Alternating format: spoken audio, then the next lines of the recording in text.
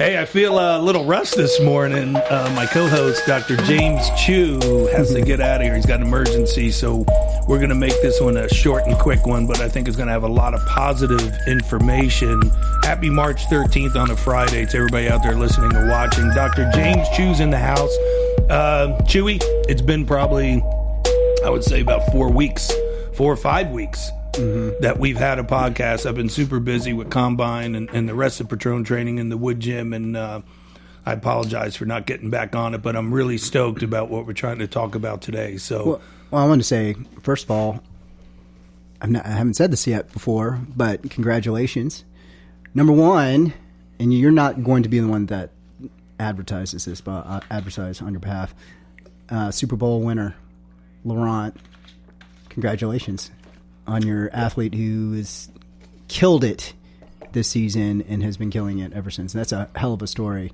I hope one of these days Laurent comes on here and has the opportunity to talk about his story. But congratulations, that's a hell of an accomplishment that Laurent, number one, yet another Super Bowl winner that has passed through the wood gym.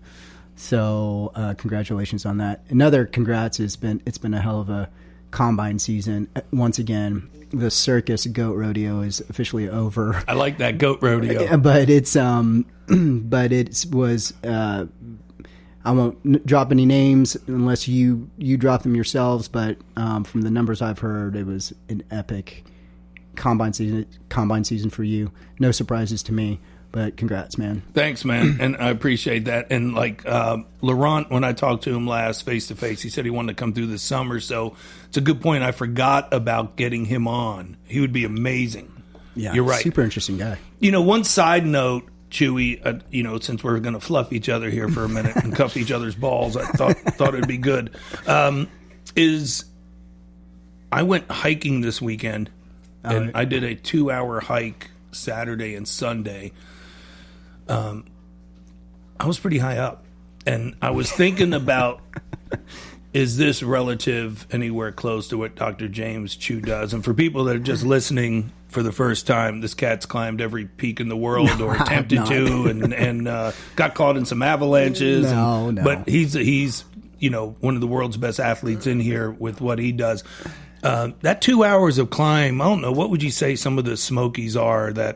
What's the elevation on that? The foothills. I don't know. I think they're I think LeConte was 6,000 feet or so. I'm not sure. 3,000. That's the highest peak around here. Maybe, it is? I think. Yeah, and I think it's around 2,000 to 3,000 feet of elevation. I'm not sure. Well, the point with that is like when you say you could drop some weight. Oh, yeah. Hiking. I know I'm telling you nothing, but you could seriously, you're tired, 230-pound guy for 2 hours. It's a low, slow burn the entire time, right? That's a good term. It's a low, slow burn. Constant. If you're doing 2.5 hours of it in the elevations and all that, you're not getting a break. Your feet are constantly on the ground moving. It's almost different than mountain biking. Because you don't get the downhill. I know the downhill's intense and all that, but it's all on your frame. It's all on your frame. Whereas when you're biking, it's just in your legs, right? Yes. For the most part. Yeah. That's a good point. Yeah. I like it. It's different. Mm-hmm. So that was my side note that this guy's still a walking badass in my eyes. All right, so let's take it through what we're trying to talk about today. Oh yeah, so combine seasons have been always a super stressful time for Charlie as an outsider looking in. Mm-hmm. And so it's like this laboratory of life as far as stress and the ups and downs of the time with the different athletes and the relationships that are circling through combine season. And I've seen it take a toll at times on Charlie's stress. It pretty much shut down the podcast for a little bit. But because, and you kind of have to attend to all your athletes. The way the process works, the athletes live with you. Many of them do. And for a number of weeks, and it just takes a toll. So it's a good, now that you're out of it, you had a little bit of a break. You can sit and reflect. You and I kind of chime in, talk with each other here and there, but it's kind of like streaking by as you're attending to all this stuff, and our lives are kind of passing by. And I hear glimpses of it. But now that the whole season is done, you can sit back and think, okay, as far as health and wellness during these very stressful times in your life, and everybody has a combine season to their life in one way, shape, or form. What, and so much of it's relationship driven. And what does that do to your stress? The relationships during stressful times, and just the work stress and all that kind of stuff. How, after reflecting on it, how has it affected you, and what are your thoughts on it? Well, I mean, I think that's a 4-step process that we talked about when we had a production meeting a couple days ago. Is stress, pressure, energy, relationships, and setting boundary walls of how much stress you're going to allow, and if you don't, boundaries in also the relationships that you allow in, or not. It takes so much that pressure is just built up stress that's not dealt with. So then you talk about the health and wellness, and we talk about symptoms of that with the guys that are in here, the doing more guys that are talking about knee pains, back pains. They're not addressing the stress. So then it just boils up to more pressure. And then they don't know how to handle pressure because they never adapt. And so the guys that you're specifically talking about aren't necessarily the young stud athletes. You're talking about the lost generation types, or the everyday grinders that are living their chronically stressful days and all that. Yeah, because combine guys, it's, let's face it, it's not reality what the four of us in this room do every day. Right. We get up, we grind, we handle things. It's combine. It's very self-centered, all about them, which it should be. Yeah. And, training, young guys, eating, recovery, mindset, psych work, field work, and that's it. 6 hours a day. Then they go home, feed them, sleep, wake up, repeat. Right. And for a pro day, for an audition to have a chance to play in the NFL. Right. I mean, that's different. We're not talking about that. Those guys. No, we're not. That's a whole different stress level. But when we're talking about stress, energy, I think they all go hand in hand to relationships and what you choose to let in and what you choose not to let in, and how you address your stress. And you and I talked about that. And I guess why we click so much on this show is you seem so, I wouldn't say stress-free, but know how to manage your stress and keep the level low to where you don't blow up, and then we talk about what, happened to me at the Cleveland Clinic years ago, and you talked about meditation, how you did that, and how jiu-jitsu and Brian White and some of the other guests that have been on here have really adapted and part of their program early in the morning. It seems like when you have that, your stress is lower and your pressure is lower and your energy level is high. We could go on about, we have so many topics to talk about with those three things, with the energy to the pressure to the stress. Yeah. Well, let me tell you, I do blow up. It's just, and part of it is just what can be so stressful in my life are the management of the relationships in business and personal relationships and all that, and that at times is some of the most stressful stuff to attend to.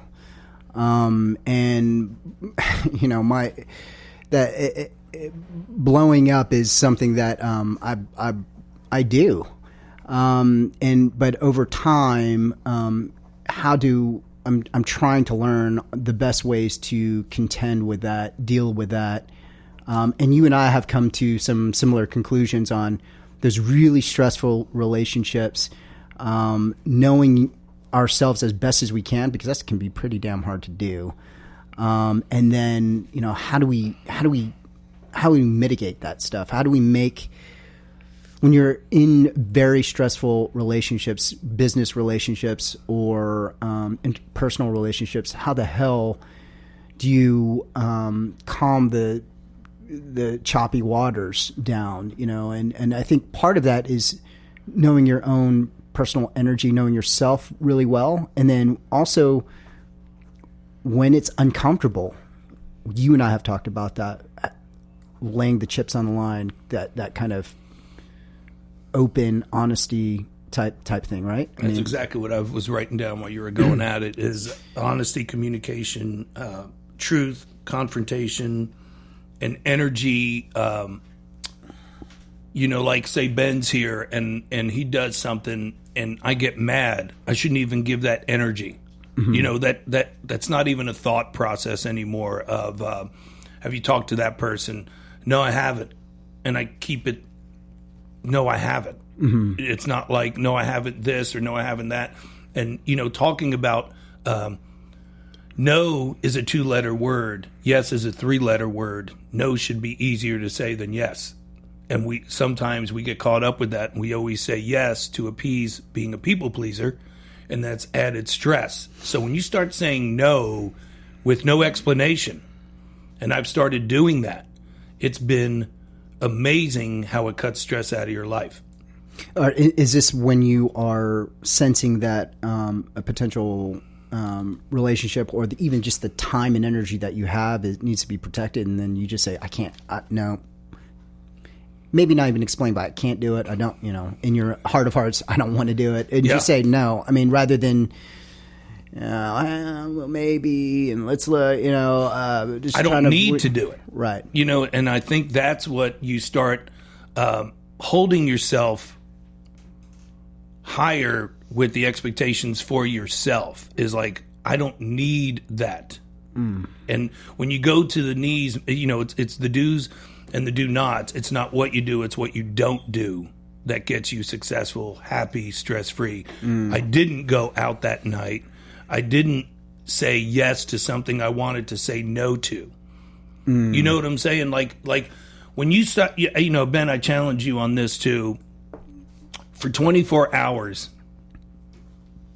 speak the truth. I'm not saying give opinions when not needed or asked, but speak the truth, and you tell me how that makes you feel. And that doesn't mean, horrible things to people. It's just like, I can't do that today. Or I don't want to do that today. I don't want to do that today. Yeah. Or, you know what? This isn't going to work out.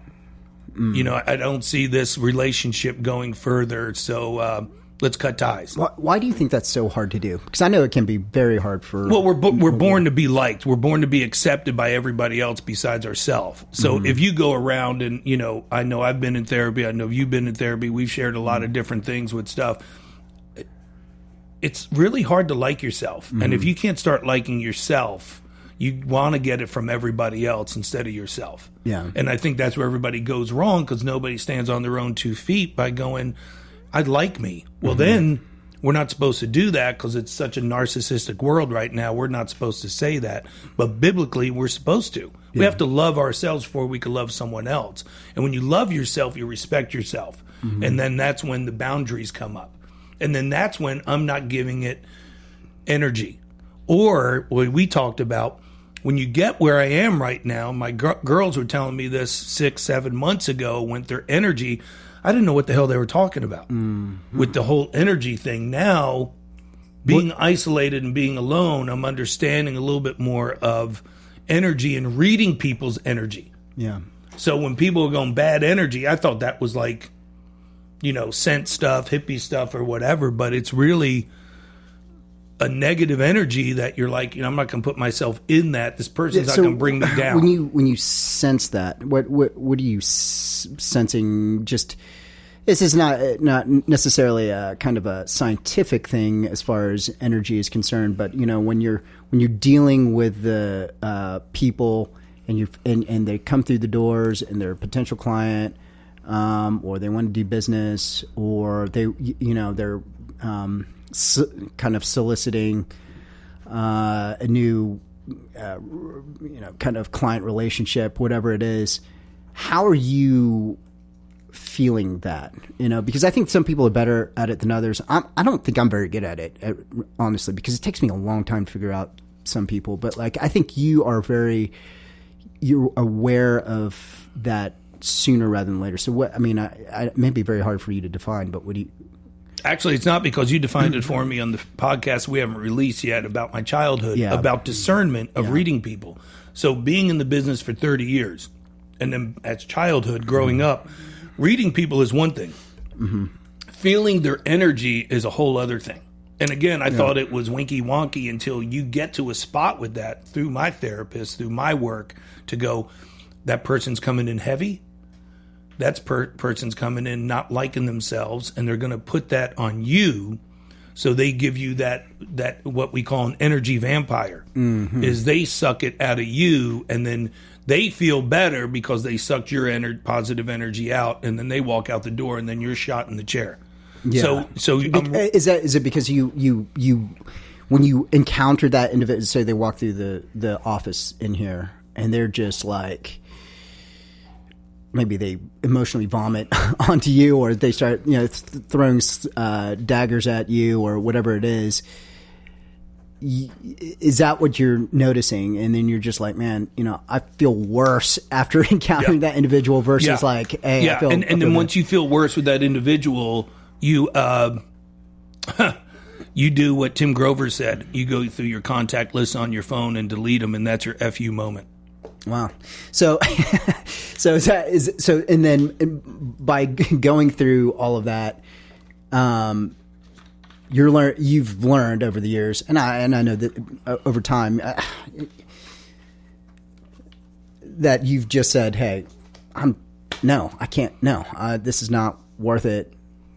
I'm not going to be there for that. I'm not going to take that. Is that what you mean by building up the walls of no? Yeah, building up the walls of no, and you're not going to take my joy. And I came up with that word over happy now. Is joy is, I think, maybe more biblical of what I've been studying, is like that person's not going to take my joy away. So like, say somebody pulls out in front of you on the highway, me yelling at them, never going to see that person again. They just took my joy away. So you got to control your emotions. So you let them take that away. Right. Right. So it'd be the same thing of processing it. That doesn't mean... Man, I do that crap all the time. I know it. I know. When you really think about it, and what was it worth? You know what I'm saying? It's not. It's really not. It takes you down. And I guess the whole energy thing comes with health and wellness, because when I allow people to come into my life, even take my time. Your time is precious. Ben's time is precious. Holly's time is precious. It's all precious. When they take your time and it's not worth anything, and all they're doing is stealing your energy, your stress goes up and your immune system goes down. Yeah. And I get sick and get all my staph infections and go to the hospital every combine year. Yeah. I mean, the staph has been all over your body. It's been all over my body. It has been. And you get to a level to where enough's enough, and then you start studying stuff and you start talking stress, pressure, energy. Medically speaking, too, that is we understand this through cortisol levels, the chronic stress levels of cortisol. Anxiety can increase your cortisol levels and keep it very, very high. It's there for a reason. Anxiety is there. Cortisol is good for a reason, to give you a certain amount of energy to run away from danger or fight off a bear or something like that. But when you're having a chronic stressful situation, that cortisol is supposed to drop at some point in time when you've slayed the dragon, or you've run away. But when it's constantly there every single day, what the cortisol will do is decrease your immune system and leave you more susceptible to infections like skin boils. And, for me, I have been fighting off a respiratory issue because of, we've got sick kids. They're not sleeping as well. We don't sleep as well, that whole type of thing. And so, stresses can be high at work, and then boom, you got an infection, of some sort, whether it's in your face or corona or whatever the hell it is. That's why the recommendation is to take care of yourself. But this is a little bit different when we're talking about cortisol levels with the actual personal relationships. This is a different, how do you make sure that you protect yourself with good people around you, good energy, as you would say it, right? And that's kind of what we're boiling it down to. When you're in this really complex world of, I can only imagine the combine season with the interest and what's at stake and the millions of dollars and the this and the that those relationships can be exceedingly complex and very stressful. And so You're taking unknown kids into your house, unknown representatives that represent these guys. That see, I don't take unknown kids into my house. Yeah, no, you should not do that. No, that's not good medical advice. No. I should not be driving a van around the subdivision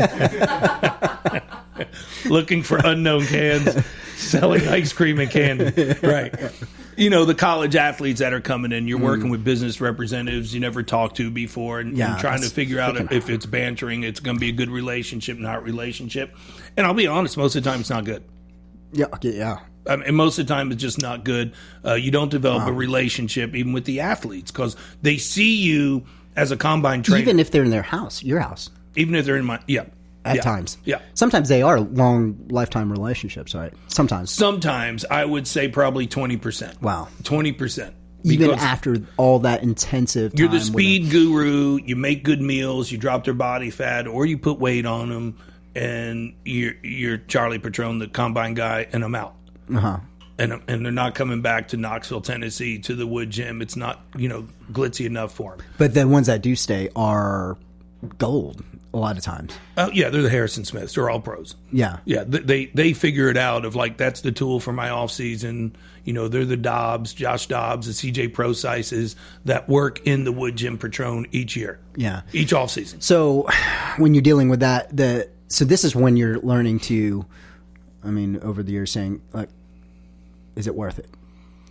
Yeah, because you're redlining. When I went to Cleveland Clinic, Dr. Desai, who's, awesome up at Cleveland Clinic, is like, listen, your RPMs are just off the chart in a car right now. You got to back it off. They couldn't even do a treadmill stress test on me because I had so much problem with my neck and some nerve damage, some numbness. They're like, to the pounding, your blood pressure's out of the roof, your cholesterol's high, like so much stress goes into that. Yeah.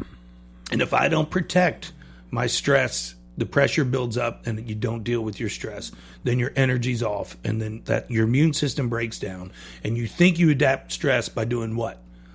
Either overeating, over drinking, and you're just keep polluting your body because you're not taking those timeouts where you have told me to take. I thought one of the interesting things that you and I talked about too was like, if you get into the stress cycle, working through tough relationships, that you are more susceptible to more bad energy relationships. Yes. So explain that to me. Well, because it's a momentum force. So it leads to another. Your stress, so you go from one to the other. So then you get used to that. And you see those cycles with even clients I have that, like, they don't even know that they're in that. But now when you push the force field the other way, I call it an energy force field, and you start saying no, and you start being honest, and you start going, my energy's here, I'm not going to allow it to be there, I'm not even making this conversation happen. Then the momentum goes the other way, and it gets easier, and it gets easier to recognize, and it gets an easier feel of, like, what do you like feeling? Better or worse? You like feeling better. Right. But if you've never felt better, you stay in the worse. You don't know what that is. Yeah. And that's where I've been. So do you think then the medicine to these energy, vampire, bad, toxic relationships, whatever you want to call it, we talked about this, truth, as a serum for all this. The medicine for all this. Is that you were very big on, I'm going to lay it out there, and let the chips fall where they may. I've got to do it today. I've got to do that today to a couple certain relationships and things that I don't want to do. People ask me to do certain things, and the old Charlie always says yes. And it's like, hey, I'm going to be honest with you. You might not like the answer, but it's an honest answer. So how you take that and process that, that's all in you and your garbage. And what you're carrying around and what you didn't fix from childhood, basically, has nothing to do with me. You see what I'm saying? Yeah. So when you start being honest, I'd rather be respected than liked, and I'd rather they walk away going, at least I know where I stand with Charlie Patron. And that's who I have to start pleasing, because I've pleased everybody else, and it's been turmoil since the early 2000s in my life with the business of trying to please everybody else. It's sacrificed my whole life. Well, it's at the same time, though, you've had a hell of a remarkable career. But I think you're just becoming more efficient what you want to do with and what you can't do. I mean, the thing is too, 20 years ago, you're a hell of a lot younger too, and you could take that on. But as you get older, as we've gotten older, it's like, I feel like I don't have time for that stuff, and it's just like, it's not, it's, you either cut it out and simplify and focus on the things that you can affect in a positive way, or it's just too much. It's just too much. And so like you got, in my mind, it's just cut it out. Like, it's not worth it. It's not, I don't want to sniff around that tree. This is where I'm going, that type of thing. Yeah. And I can't even deal with that. You know what I mean? And I don't want to. That's the way I feel about certain things. Well, and I've watched your actions, for the years I've known you since high school. You're 43 now, correct? 43 in May. Yeah, 43 in May. And you're probably one of the most even-keeled dudes that I've ever been around, to where you probably have done that unconsciously your whole life, or maybe the last 10, 15 years, and it probably could go back to all the climbing you've done, to where you would say, well, we'd have to wait for the plane to pick us up in Antarctica. And I'm like, what you do? I read a book for 6 days. And I'm like, wow. Well, talk about tough. Well, my wife would tell you that you're full of shit, because she'd be like, he loses his mind all the time. So I love you, Courtney. But I mean, the stresses are always there, man. I mean, you're always having to deal with that, and it's our constant, trimming of the stress garden as best as you can. And my wife is she's the one that drops the truth bomb on me when I don't want to see things or hear things and about me, and how ego smashing that can be when your wife says, well, look at you, here's the mirror, this is the stupid shit that you do when you are communicating, or all that kind of stuff. And I don't like to hear that well, but you know what, sometimes that is painful medicine that you need to swallow, and might take me 24 hours to process that when it should only take me 5 minutes. But there it is, and there we go. That type of thing, right? I mean, that's it, and I've been a receiver on that end, and it stings, and I don't like to hear it, but it's absolutely necessary for her to confront those problems that I have, or things that I have not done well as far as communication, all that kind of stuff too, right? Yeah, and you keep that circle of friends. What's the old saying? Keep your circle smaller and your walls higher. I think that really helps out. And then you keep yourself around solid dudes, and a solid person in your life that calls you to the mat, but doesn't beat you up, praises you when you've done something well also, and is not always just, well, I got to keep you accountable, I got to keep you in line, and it's the other way. So I think you need an even keel for that. And then, your lifestyle to me is like, my slogan that I want to use is do simple better, and simplify it even more, like. And simple sometimes not easy. No. But to do it's not easy. Right. Yeah, to me, it's more efficient. Does that make sense? I mean, and the alternative's worse when you just allow it all to, if you don't deal with worse. That's what I'm saying. Yeah. That's what we talked about. That's what, listen to Tim Grover's podcast. I'll give him a shout out on that. It was amazing, of talking about pressure and stress. Is everybody wants the limelight, nobody wants the pressure. Everybody, and so they don't know how to deal with the stress. So if you keep, who's Tim Grover? He was a world famous trainer to Michael Jordan, Kobe Bryant. Oh, that guy. Yeah. That was really good. And now he's into so many other things than that, and his stuff really makes a lot of sense. He's not like a life coach. He doesn't believe in that, because he feels like that's like you walk out of something for an hour and you got some sprinkles on your ice cream and you don't know what to do after. So he gives you like a process of dealing with stress, dealing with pressure, the energy. He's the one that said, cut out the contact in your phone, hit delete and see what happens to you. And you got to start doing that.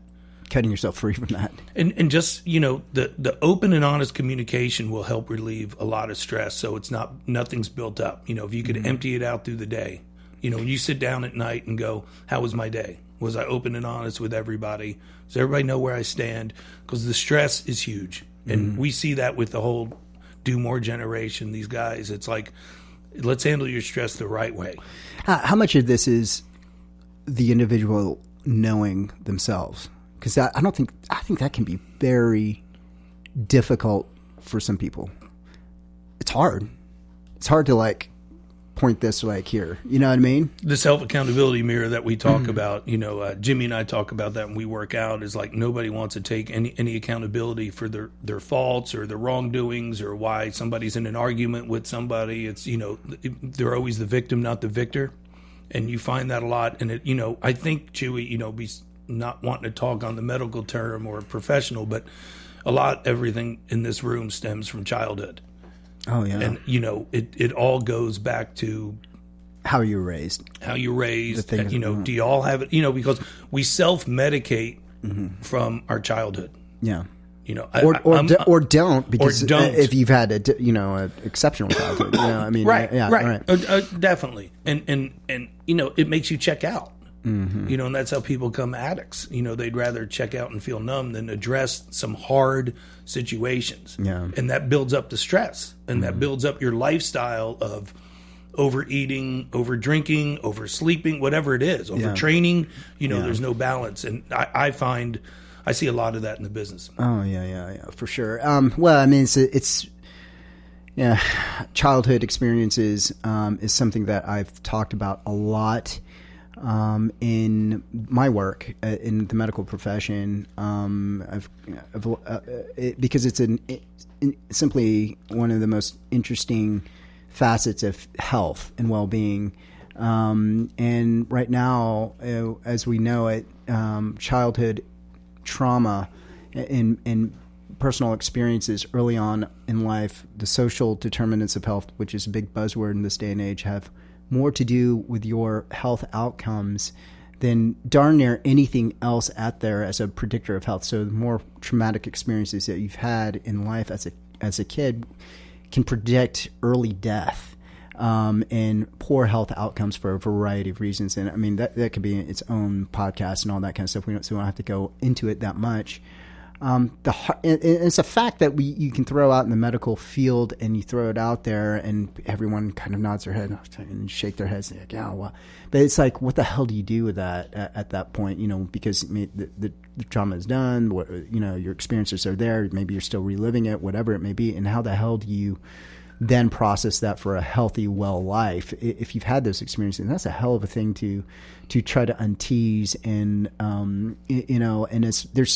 that's why, the pharmaceutical industry and in some ways have helped, in some ways have totally fallen short on helping this, because this is a complex issue that no simple pill can continue to fix, because it's the behaviors, it's how we live our lives, it's the relationships that we choose to be in, it's all of those things that can swing your health up and down. We don't, I know it's the coronavirus season right now, but we are in a first world nation right now, and that's why the coronavirus seems to be so damn scary. But in reality, infectious diseases are not likely to really harm us because of the infrastructure that we have over here, hygiene and medical facilities that can deal with diarrhea and other pneumonias that can really kill other people that don't have those services in impoverished nations.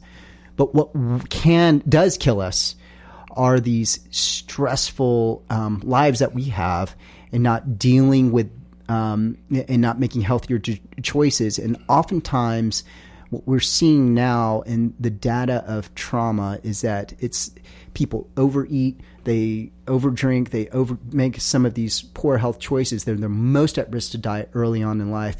And oftentimes when I see in my patients, if I look at their list and I see 14 medications for breathing, for cholesterol, for high blood pressure, for all of this stuff, and they're on anxiety, depression medications, all this kind of, and it's a very common thing to see.